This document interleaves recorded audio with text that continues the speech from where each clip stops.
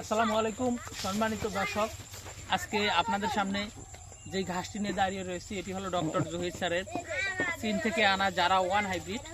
দর্শক, এই ঘাসটি খুবই নরম মিষ্টি ঘাস।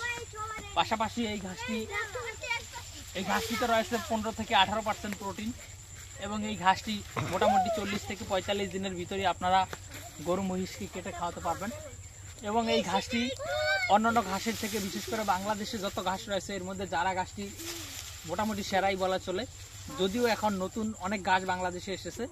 তো দর্শক, এই জারা ঘাসটি মোটামুটি অনেক দিন আগের পুরনো ঘাস এবং এটি পুরনো হিসেবে মোটামুটি ফলন ভালো হয়। আপনারা যারা নতুন এবং পুরাতন খামারি যারা রয়েছেন, যারা এই ডক্টর জহিরুল স্যারের চীন থেকে আনা জারা ঘাসটি চাষ করতে চান, দেখেন আমাদের এই জমিতে যে পরিমাণে এই ঘাসে ফলন হয়েছে।